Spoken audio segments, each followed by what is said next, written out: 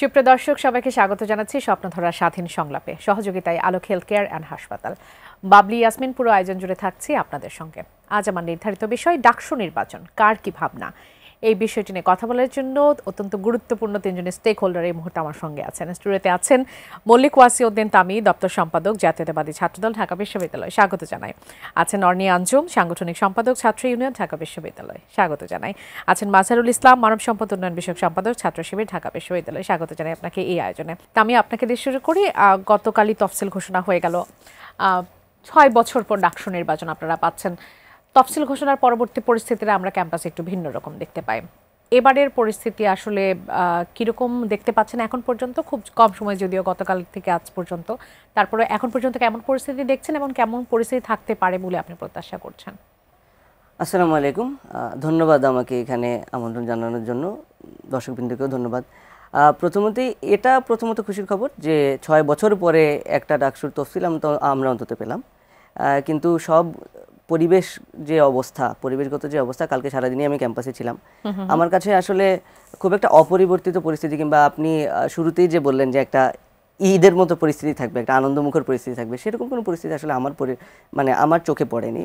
কয়েকজন মনে হচ্ছে যে অনেকটা স্টেজড একটা আনন্দ মানুষের মধ্যে ছিল। কিন্তু হ্যাঁ, একটা কি বলবো, হাত ছেড়ে সবাই একটা নিঃশ্বাস ফেলেছে যে না, একটা কিছু তো এগোলো।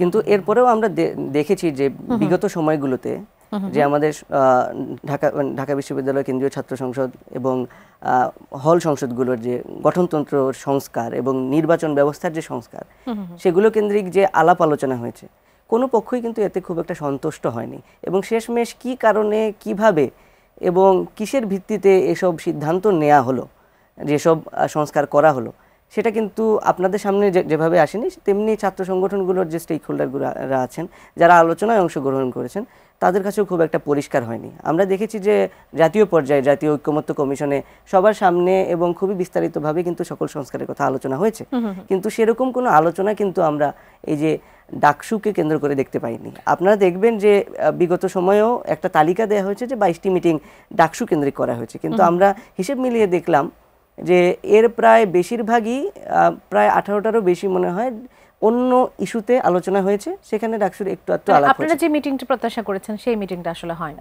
জি অবশ্যই, আমরা যেভাবে বিস্তারিত আলাপের আশা করেছিলাম এবং যেভাবে বিস্তারিত আমরা আসলে সংস্কারের প্রস্তাবনাগুলো দিয়েছিলাম, সেরকম কোনো আলাপ আলোচনা হয়নি।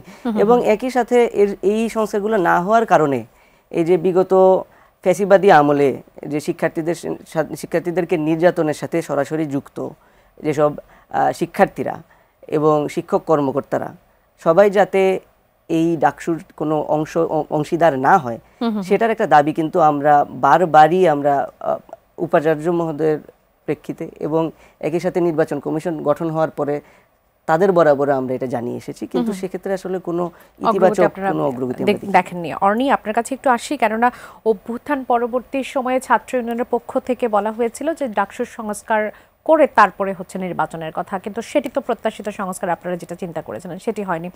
আপনার কাছে এই নির্বাচনের যে তফসিল ঘোষণা হলো, এখন পর্যন্ত আপনার আসলে মন্তব্যটা কি? দেখেন, প্রথমেই ধন্যবাদ সবাইকে যারা শুনছেন। আমি ছাত্র ইউনিয়ন করছি, ছাত্র ইউনিয়নের সাংগঠনিক সম্পাদক পোস্টে আছি ঢাকা বিশ্ববিদ্যালয়ে।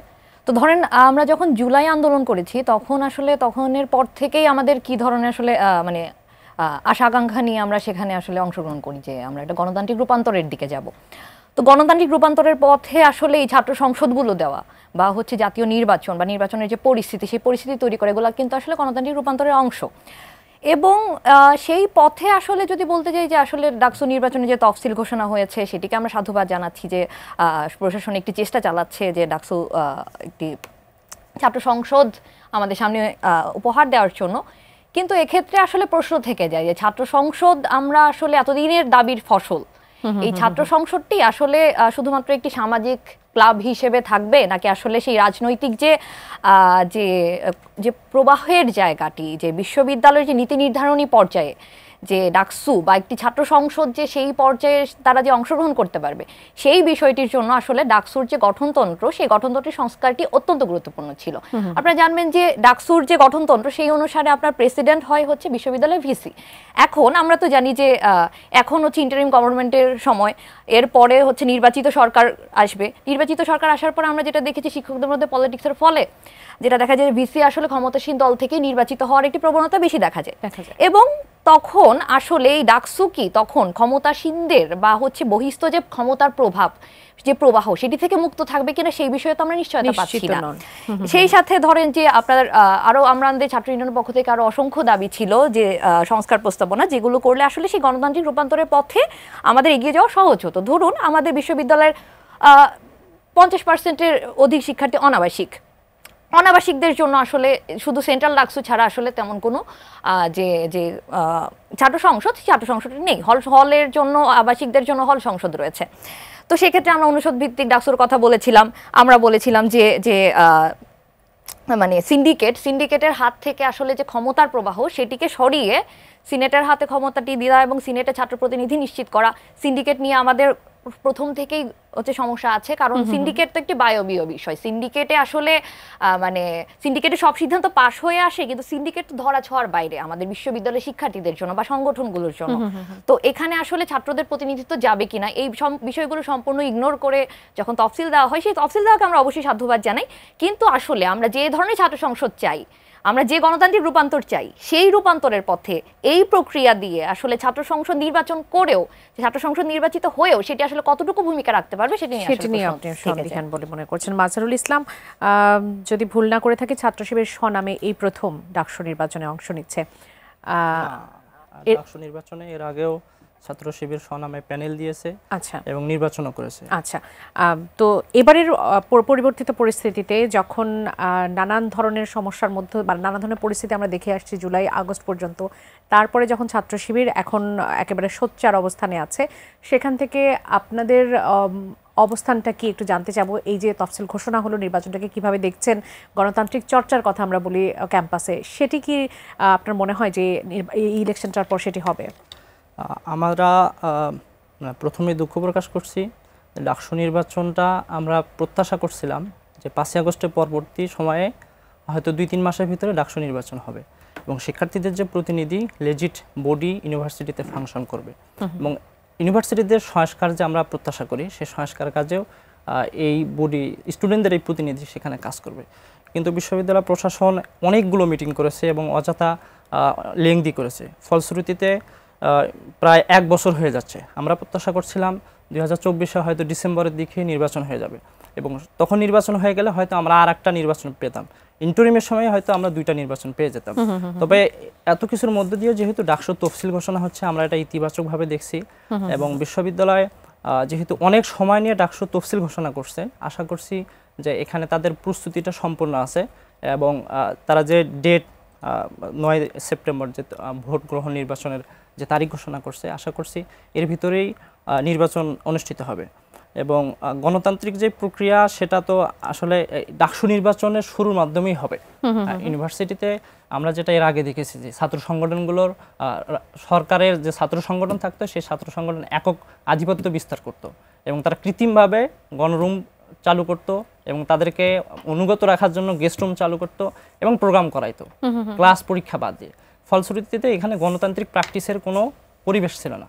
কিন্তু এখন 5 তারিখের পর প্রায় সমস্ত ছাত্র সংগঠনের নেতৃবৃন্দ একই সঙ্গে হলে থাকছেন এবং সহাবস্থান করছেন, ফলে অলরেডি একটা ডেমোক্রেটিক স্পেস এখানে আছে, তৈরি হয়েছে। জি, তো এখানে যদি এর পরবর্তীতে ডাকসু নির্বাচন হয় এবং এটা যদি একাডেমিক ক্যালেন্ডারে অন্তর্ভুক্ত হয়, তাহলে এই গণতান্ত্রিক প্রক্রিয়াটা আরো সফল হবে বলে মনে করছেন। আমি একটু তামি আপনার কাছে আসি, আপনার কাছে কতটা মনে হচ্ছে যে এটা বাস্তব পরিবর্তনটা আসলে আনবে এখন পর্যন্ত, যে এই নির্বাচনের পর আপনারা যে ক্যাম্পাসের যে পরিবেশটা আসলে চান, যে অধিকারগুলো ছাত্র অধিকারগুলো আপনারা চান, সেই পরিবর্তন কতটা আনবে বলে মনে করছেন?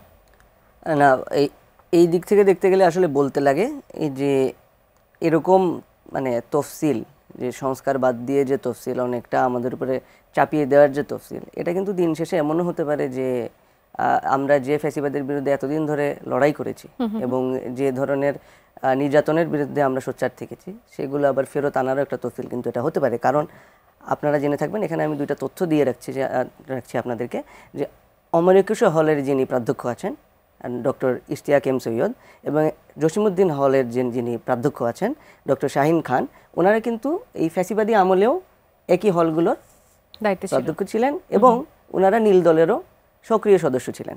এবং একই সাথে আমি কিছুক্ষণ আগে খবর পেলাম যে বিজয় একাত্তর হলের যে বিজয় একাত্তর হল শাখার যে ছাত্রলীগের প্রেসিডেন্ট সজিবুর রহমান সজীব, তাকে বিভিন্ন অভিযোগ এবং মামলা থাকা সত্ত্বেও ভোটার হিসেবে এনলিস্টেড করা হয়েছে। তো এই ধরনের কাজ যখন করা হয় এবং সকল সংগঠনের ঐক্যমত্য থাকা সত্ত্বেও যে কাঙ্ক্ষিত সংস্কারগুলো সবাই চাচ্ছে সেগুলো বাদ দিয়ে নাম মানে লোক দেখানো কিছু সংস্কার করা হয়, সেক্ষেত্রে আসলে ওই যে পরিবেশ কিংবা এই ডাকসু দিয়ে কি হবে, সেক্ষেত্রে আসলে একটা সন্দেহের জায়গা থেকেই যায়। আর দিন শেষের কিন্তু সেটা নিয়ে আপনারা কি কোনো প্রতিবাদ বা কোনো কিছু করার কি পরিকল্পনা করছেন, যে এই তফসিলটা নিয়ে আপনাদের যে সংশয়ের জায়গা বা এখন যে দুটি উদাহরণ দিলেন এগুলো নিয়ে আসলে এখন আপনারা কথা বলার বা প্রতিবাদের কোনো চিন্তা করছেন কিনা?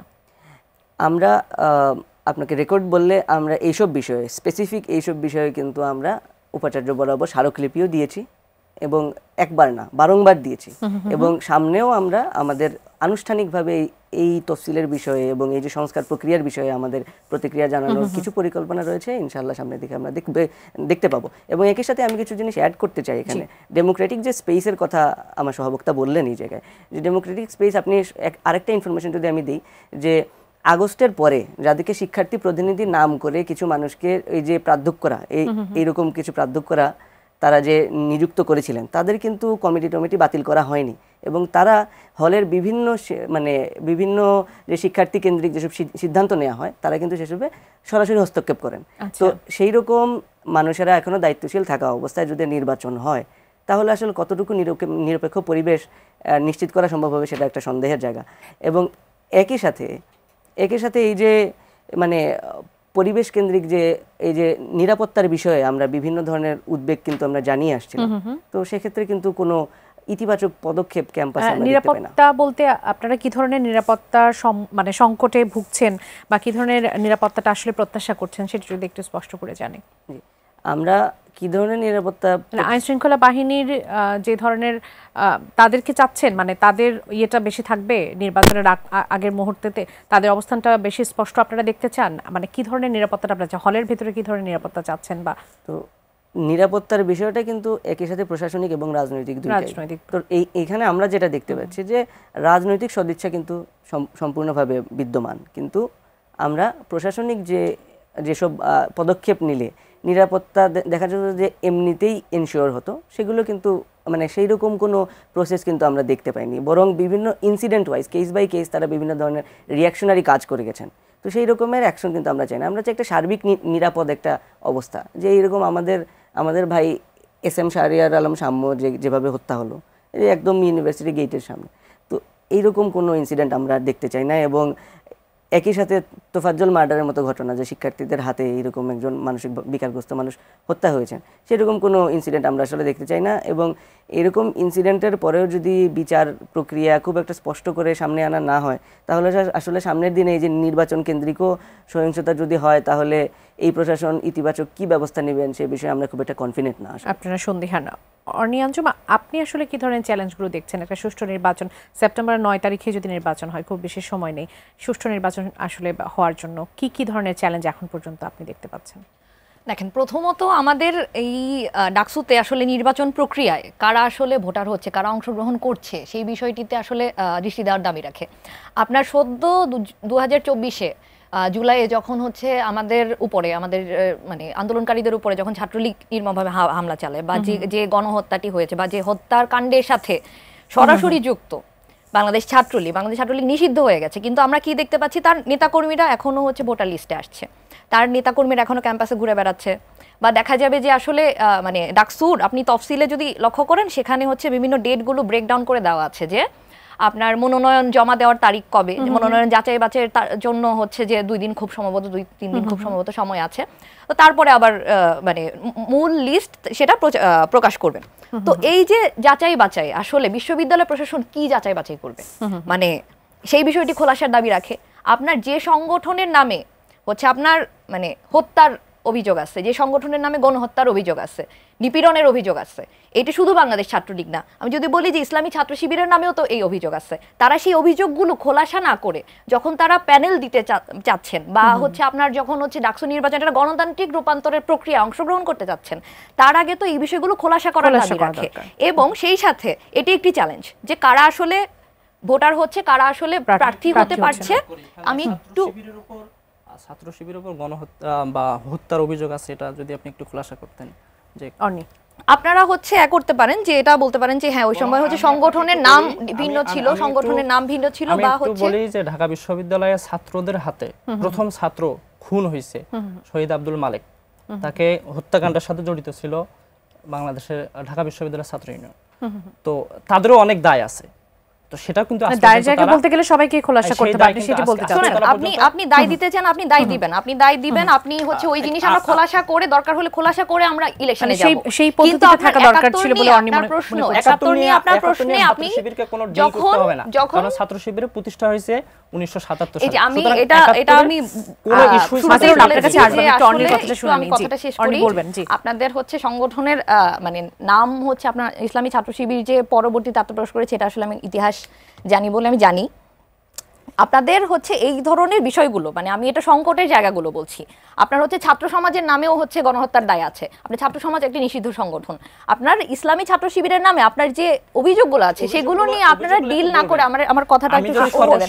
অভিযোগগুলো ডিল না করে দিবেন, ডিল না করে আপনাদের নারী প্রশ্নে আপনাদের আসলে যে মানে আপনাদের নারী প্রশ্নে আপনাদের দৃষ্টিভঙ্গি, আপনাদের সংগঠনে আসলে নারীদের প্রতিনিধিত্ব নেই। আপনারা যখন প্যানেল দিবেন, মানে আমরা তো জুলাইয়ের নারীদের এখন খুঁজি যে আসলে জুলাইয়ে যে এত নারীরা হচ্ছে যে মানে সামনে ছিল, যে সবকিছু ভেঙে যে তারা বের হয়ে এসেছে, তারা এখন কোথায়? সেটা অন্যরকম একটা স্পিরিট ছিল।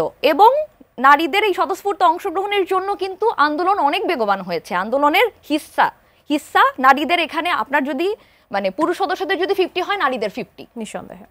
সেখানে আমরা পরবর্তীতে যখন দেখলাম যে সংগঠনগুলো তৈরি হলো, রাজনৈতিক পার্টি তৈরি হলো, মানে বিভিন্ন জায়গায় নারীরা আসলে কোথায়? নারীরা নেই, কারণ নারীদের সেই যে এই যে ব্যাটাগিরির যে সংস্কৃতি, যে হচ্ছে যে মানে একজনকে এই যে ক্ষমতার যে সংস্কৃতি, এগুলোর ভেতর দিয়ে আসলে আপনি কি কোনো কারণে মনে করছেন যে নারীদের কম অংশগ্রহণ থাকার বা নারীদের পেছনে সরে যাবার কোনো কারণে, মানে কোনো কিছুর জন্য দায়ী কি ছাত্র শিবির? আপনি কি কোনো কারণে মনে করছেন? এখন দেখেন, আমি এখানে আসতেছি, ধরেন আপনার সংগঠনগুলো, রাজনৈতিক যে সংগঠন এক্সিস্টিং আছে, এর মধ্যে যে আসলে নারীদের প্রতিনিধিত্ব থাকবে, সেই জন্য আপনার সংগঠনের ভিতরে, পার্টির ভিতরে সেই চর্চাটা থাকতে হবে, সেই স্পেসটা থাকতে হবে। আমাদের হচ্ছে যে আমরা বলছি যে আমাদের হচ্ছে যে মানে অনাবাসী শিক্ষার্থীদের প্রতিনিধি যাচ্ছে না, আমাদের ফ্যাকাল্টিগুলোর প্রতিনিধি যাচ্ছে না ডাকসুতে। আমরা কিভাবে নিশ্চিত যে ডাকসুতে ওই সংখ্যক নারী প্রতিনিধি যাবে? মেয়েদের 5টা হল আর ছেলেদের খুব সম্ভবত 16টা হল, 15টা বা 16টা হল, 13টা হল। তো আপনি এখানে দেখতে পাবেন যে মানে নারীরা কত পার্সেন্টেজে নির্বাচিত হবে বা ছেলেরা কত পার্সেন্টেজে নির্বাচিত হবে। আমি সেন্ট্রালের কথা যদি বলি, আমার ইসলামী ছাত্র শিবিরের বন্ধুর প্যানেলে যদি একজনও নারী না থাকে, তাহলে আমার সেই প্যানেল থেকে আসলে মানে সেই প্যানেল কিভাবে ইনক্লুসিভিটির কথা বলবো? আমি একটু ছোট করে মাঝারুল, আমার যদিও বিরতির সময় হয়ে গেছে, তারপর ছোট করে একটু এটাই জানতে চাইবো যে নারীদের স্পেস কতটুকু আপনারা দিচ্ছেন? জি আমি বলছি, তার আগে যে অভিযোগটি আনা হয়েছে, বলবেন যে আমরা যদি ছাত্র শিবির এই যে 19 সালে যে ডাকসু নির্বাচন হয়েছে ফেসিবাদের আমলে, এটাকে যদি বাদ দিয়ে পূর্বের ডাকসু নির্বাচন, সর্বশেষ নির্বাচনগুলোকে দেখি, 90-এর দশকে যে ডাকসু নির্বাচন হয়েছে, সেখানে ছাত্র শিবিরের যে প্যানেল ছিল, সেই যে একদম ডাকসু নির্বাচনের সামনে পূর্ব মুহূর্তে এই মিছিলে বাম সংগঠনরা বোমা হামলা করে একজনের পা উড়াই দিছে এবং অনেকে হতাহত হয়েছে। এই কলঙ্ক কিন্তু বাম সংগঠনগুলোর উপর এখনো পর্যন্ত আছে। দ্বিতীয়ত হচ্ছে নারীদের যে প্রতিনিধিত্বের ব্যাপার, সেটা আপনারা কতটুকু স্পেস দিচ্ছেন? সংগঠনের ভিতরে স্ট্রাকচারাল জায়গায়, যেহেতু আমরা ছাত্র সংগঠন শুধু ছাত্রদের নিয়েই তৈরি, সেইখানে আমাদের স্ট্রাকচারাল জায়গায় নারীদের সুযোগ নেই। বাট শিক্ষার্থীদের যে অধিকার, শুধু ছেলেরা, মানে ছাত্র বলতে কি শুধু ছেলেরা না, এখানে এটা ছাত্র সংগঠন, শুধু ছাত্র, স্পেশালি ছাত্রদেরকে নিয়ে। কিন্তু শিক্ষার্থীদের যে অধিকার কোশ্চেন, সেইখানে অধিকারের প্রশ্নে আমরা কে ছাত্র, কে ছাত্রী, কে মুসলিম, কে অমুসলিম, কে মতাদর্শের, আপনারা যদি সংগঠনে জায়গা না দেন, তাহলে সেটা কিভাবে নিশ্চিত করবেন? আপনি নারীদের সমান অধিকার কিভাবে নিশ্চিত করবেন? অধিকার প্রশ্নে কিভাবে সমান? আমরা এই জায়গায় বিশ্বাস করি যে সমস্ত ছাত্র সংগঠনে নারীদের প্রতিনিধিত্ব আছে। আপনি দেখেন যে ডাকসুর যে ভোটার তালিকা প্রকাশ করা হলো, সেখানে প্রায় 47% শিক্ষার্থী হচ্ছে নারী। কোন ছাত্র সংগঠনে এই পরিমাণ আছে? 5% 6% সর্বোচ্চ, এবং তারা এটাকে অনেকটা শো করছে যে আমরা নারীদেরকে অ্যাকোমোডেট করতেছি, কিন্তু 200-250 জনের কমিটির ভিতরে দেখা যায় যে নারীর সংখ্যা মাত্র 10-12 জন। তা আসলে কোনো সংগঠনই নারীদেরকে প্রতিনিধিত্বের সুযোগ দিচ্ছে না। সেজন্য আপনারা একেবারে বাদই দিয়ে না, দিয়েছেন। আমরা তো শুরু থেকে আমাদের সাংগঠনিক স্ট্রাকচারই এরকম। তবে আমরা যে ডাকসু প্যানেল করব বা আমরা যে ডাকসু যে সেখানে আমরা নারী প্রতিনিধিত্ব রাখবো না, এটা আমরা বলিনি। আচ্ছা, মাজহারুল ইসলাম, আপনার কাছে ছিলাম, আপনি অন্যের কিছু প্রশ্নের উত্তর দিচ্ছিলেন, সেই সাথে আপনার কাছে এটিও জানতে চাইবো যে প্রার্থী তালিকায় আমরা ডান বাম থেকে শুরু করে মধ্যম সবাইকে দেখতে পাচ্ছি, মতাদর্শের লড়াইটা আসলে এবার কেমন হবে, এটি কি সব থেকে গুরুত্ব পাবে কিনা?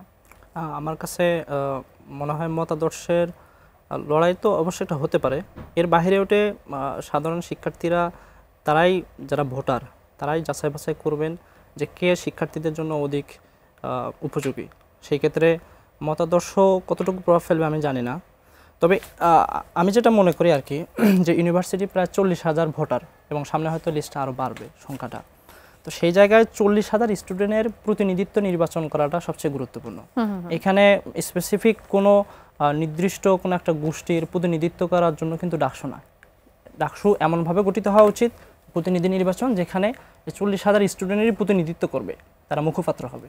তো সেই ক্ষেত্রে বড় একটা ভূমিকা পালন করতে হবে যারা ভোটার তাদেরকেই, তারাই মূলত নির্বাচিত, যেহেতু ম্যান্ডেটটা তাদের, তো নির্বাচিত করতে হবে তাদেরকেই, যাতে প্রত্যেকটা অংশীজনকে তারা অ্যাড করতে পারে এবং সবার প্রতিনিধিত্ব করতে পারে ডাকসু।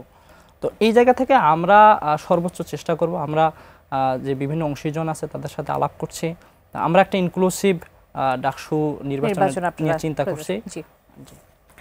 আমি আপনার কাছে আসি, বলা হচ্ছে যে অভ্যুত্থানে যারা নেতৃত্ব দিয়েছে তাদের প্রভাবটা এবার বিশেষভাবে ডাকসু নির্বাচনের উপর পড়তে পারে। আপনার কাছে কি মনে হয় এইবারে ডাকসু নির্বাচনটা কি সেই অভ্যুত্থানের একটা ফলাফল এর উপর আসবে, বা সেরকম পরিস্থিতি দেখতে পাচ্ছেন কিনা, বা সেই আশঙ্কা আছে কিনা? সত্যি কথা বললে যে এই যে জুলাই গণ অভ্যুত্থান এবং এই তৎপরবর্তী যে রাজনৈতিক প্রেক্ষাপট, আপনি যদি গণ অভ্যুত্থানের কথাও বলেন, সেখানেও কিন্তু সর্বোচ্চ সংখ্যক শহীদ যেমন বাংলাদেশ জাতীয়তাবাদী ছাত্র দলের, তেমনি ক্যাম্পাসেও কিন্তু সর্বোচ্চ সংখ্যক মানুষ যারা জুলাই আন্দোলনের সাথে সম্পৃক্ত, সেটা কিন্তু বাংলাদেশ জাতীয়তাবাদী ছাত্র দলেরই। তো সেদিক থেকে দেখলে আপনি দেখেন যে 5 আগস্টের পরে যে রাজনৈতিক প্রেক্ষাপট, সেখানে আসলে বাংলাদেশ জাতীয়তাবাদী ছাত্রদল তাদের মতামত আসলে বিভিন্ন সিদ্ধান্তে কই প্রতিফলিত করতে পেরেছে, কিংবা তাদের মতামতকে আদৌ নেওয়া হয়েছে, সেক্ষেত্রেও কিন্তু কোনো কিছু নেই। তো আসলে জুলাইয়ের যে যারা আন্দোলনের নেতৃত্ব দিয়েছিল বা আন্দোলন করেছিল, তারা যে চাইলেই এই নির্বাচনকে প্রভাবিত করতে পারছে বা মানে পারবে, সেক্ষেত্রে আমার সন্দেহের অবকাশ আসলে অনেক কিছু রয়ে গেছে। মানে আপনি মনে করছেন না যে জুলাইয়ের একটা প্রভাব এর উপর থাকতে পারে?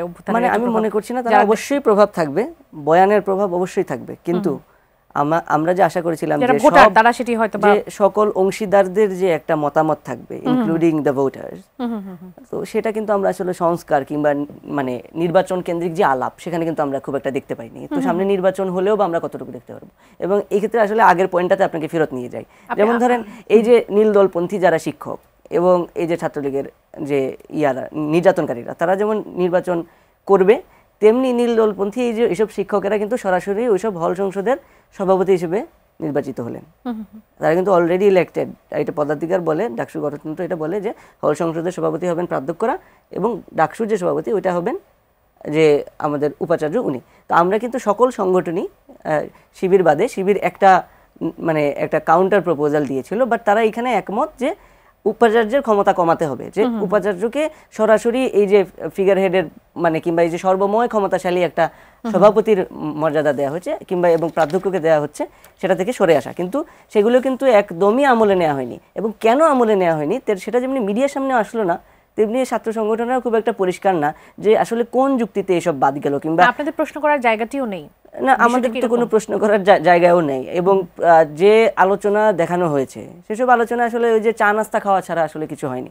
তো ওই যে চা নাস্তার আলোচনা দিয়ে কি হবে যদি আমাদের ফলপ্রসূ একটা আলোচনা না হয়। এবং একই সাথে আমি আর কি মনে হয় যে যেহেতু এই ফলপ্রসূ হচ্ছে না বা আপনাদের চাওয়া পাওয়াকে গুরুত্ব দেওয়া হয়নি এই তফসিলে, সেক্ষেত্রে নির্বাচন কি প্রশ্নবিদ্ধ হতে পারে? অবশ্যই প্রশ্নবিদ্ধ হতে পারে।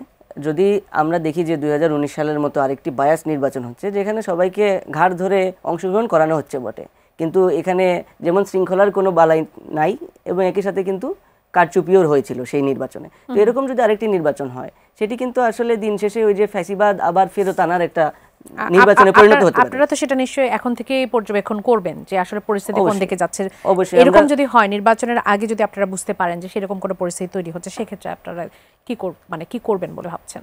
মানে এক্ষেত্রে আসলে আমরা আপাতত আমাদের পর্যবেক্ষণের সময় এখনো বাকি আছে এবং কি পদক্ষেপ নেব সেটা সময়ই বলে দেবে। কিন্তু একই সাথে এখানে বলা দরকার, আমরা যে লাস্ট যে মিটিংটা হয়েছিল মানে বিশ্ববিদ্যালয় প্রশাসনের সাথে মিটিং না, সেখানে আসলে ওই যে তফসিল কবে দেওয়া হবে একটা ঘোষণা দেওয়া হয়েছিল, সেখানেও কিন্তু আমাদের সভাপতি এবং সাধারণ সম্পাদক খুবই স্পষ্টভাবে জানিয়ে দিয়েছেন, যেটা অর্ণীয় এখানে একটা ভাষাভাষীভাবে তুলে দেওয়া হয়েছে। আমরা এটাকে গঠনতান্ত্রিকভাবেই বলেছি যে আমাদের ডাকসুর গঠনতন্ত্রে যদি থাকে যে মুক্তিযুদ্ধের যে চেতনা এবং গণতান্ত্রিক আন্দোলনগুলোর যে চেতনা সেটাকে সমুন্নত রাখা হবে ডাকসুর মাধ্যমে, তাহলে বিগত সময়ে মুক্তিযুদ্ধ সহ বিভিন্ন গণ আন্দোলনে যারা সরাসরি ছাত্র জনতার বিরোধিতার ভূমিকা পালন করেছে সেই সংগঠনগুলো কিভাবে এই নির্বাচনে অংশ নেবে এবং তাদের আসলে দায় মুক্তিরও কোনো জায়গা আছে কিনা সেগুলো কিন্তু পরিষ্কার নয়।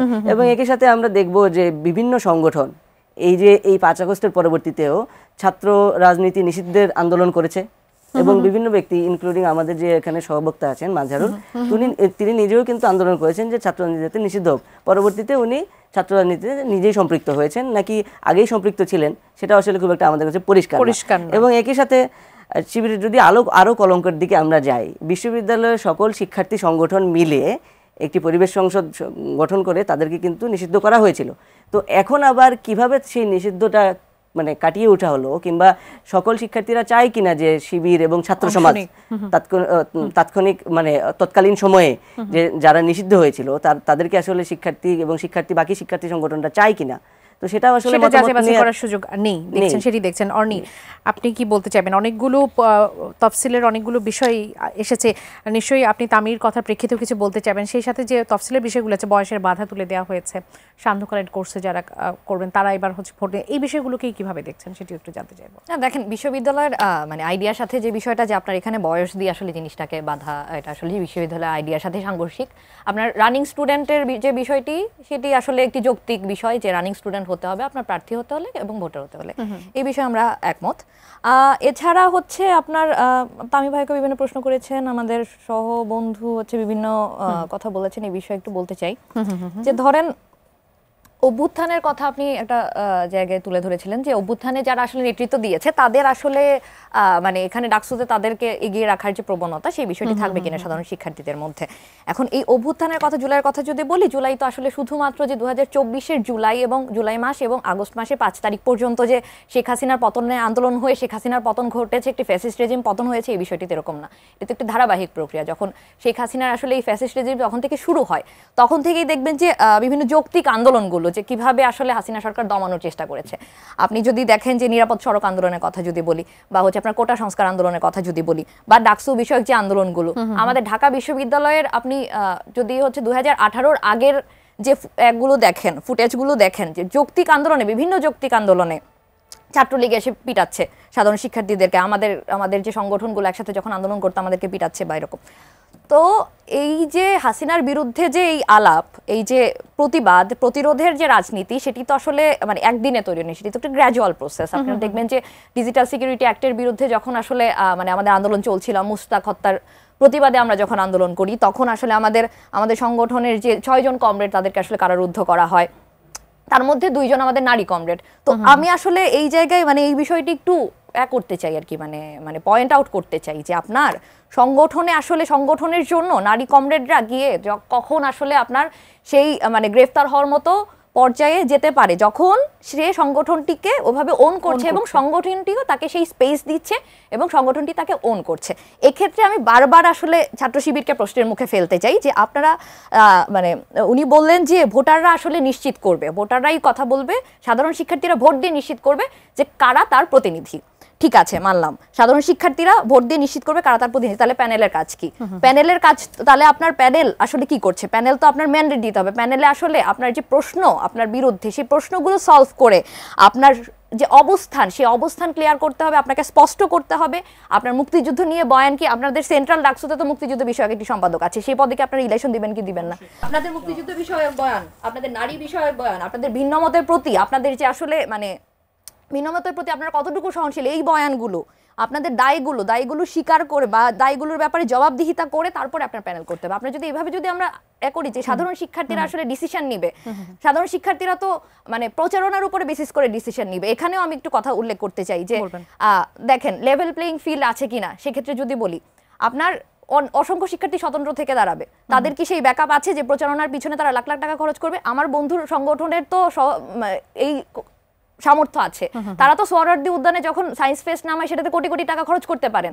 তাহলে তার মানে তাদের সেই সক্ষমতা আছে, বিএনপির সেই সক্ষমতা আছে, ছাত্রদলের সেই সক্ষমতা আছে। আমার সংগঠনের কোনো ফাদার পার্টি নেই, আমার হয়তো সেই সক্ষমতা নেই। আমি একটা পয়েন্ট অ্যাড করে নিই, আমাদের যে খুব একটা সক্ষমতা আছে তা কিন্তু নাই। আপনারা 5 আগস্টের পরে দেখবেন যে আমাদের নারী নেতৃবৃন্দ এবং আমাদের বিভিন্ন কর্মীদেরকে নানা সময়ে গুজবের সম্মুখীন হতে হয়েছে এবং নানাবিধ অনলাইন প্ল্যাটফর্ম থেকে কিন্তু তাদেরকে বিভিন্ন ধরনের মানে নোংরা আক্রমণও করা হয়েছে।